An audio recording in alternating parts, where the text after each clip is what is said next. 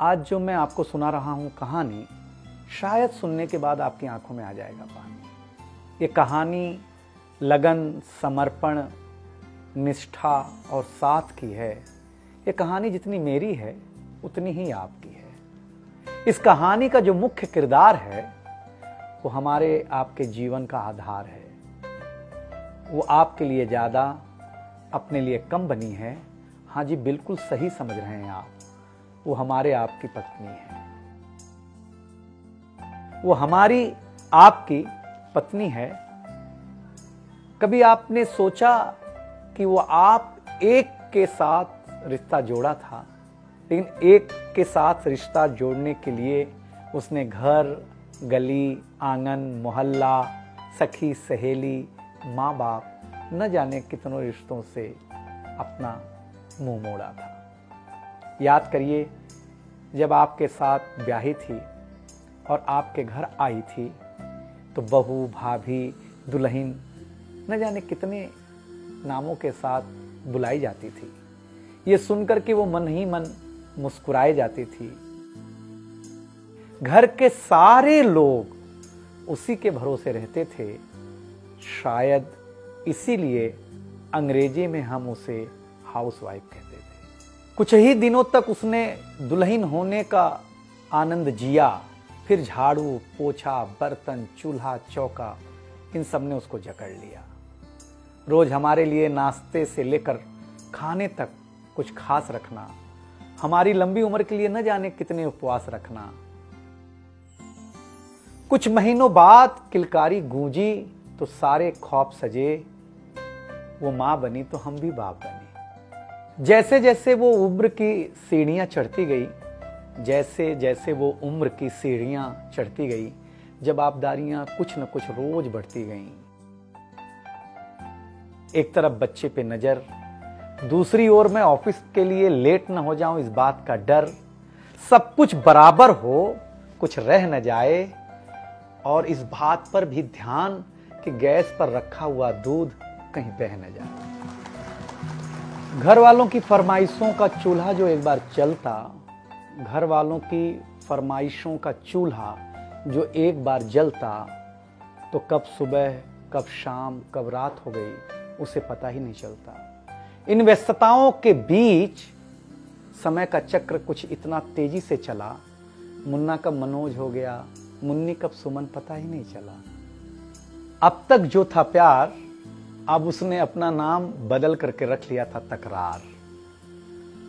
बेटी को लेकर के कहना कि कुछ ज्यादा ही मन बढ़ा रखा है, तुम्हारे प्यार ने इसको सर पे चढ़ा रखा है।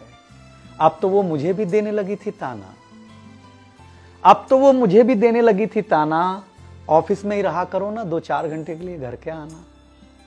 शादी के इतने दिनों बाद भी आज भी हमें सुनना पड़ता है कि न जाने कौन सा पाप किया था जो आपके साथ ब्याह किया था। और ये तो रोज की थी कहानी। कितना जोर से कहना कि घर के सारे सदस्य सुन लें कि एक दिन बीमार होती हूं ना, तो एक दिन बीमार होने पर किसी को कोई देता नहीं है 1 गिलास पानी, लेकिन जैसे ही उसे आपके तबीयत खराब होने का होता आभास, आकर के बैठ जाती थी आपके पास। याद तो होगा ना, वो मीठी बातों के साथ माथे पर विक्स लगाना और साथ में कान में यह भी कहना कि कल सुबह अगर अच्छा ना लगे तो फिर ऑफिस मत जाना। लेकिन एक दिन समय ऐसे मोड़ पर ले आता है जहां बदल जाता है जिंदगी का ताना बाना। थाली में रोटी रखते हुए उसका ये कहना कि बेटी जवान हो गई है, क्या अब लड़का भी मुझे ही ढूंढने होगा जाना।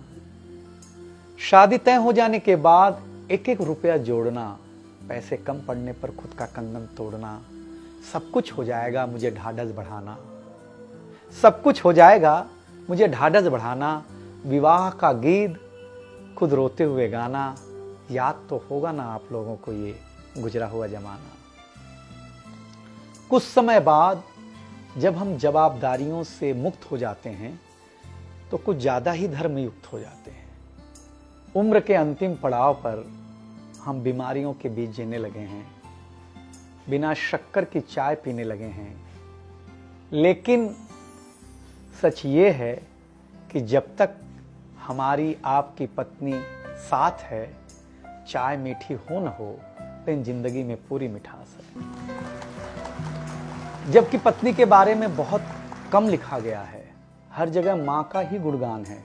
मैं मानता हूँ कि माँ महान है, लेकिन आपके जीवन में आपकी पत्नी का भी महत्वपूर्ण योगदान है। तो आपसे निवेदन इतना सा है कि आप अगर घर पर हों या घर पर जाएं, तो अपनी पत्नी का हाथ हाथ में रख करके संतोषानंद जी का लिखा हुआ एक गीत गाएं कि तू धार है नदिया की, मैं तेरा किनारा हूं, तू मेरा सहारा है, मैं तेरा सहारा हूं। आंखों में समंदर है, आशाओं का पानी है, जिंदगी कुछ भी नहीं, तेरी मेरी कहानी।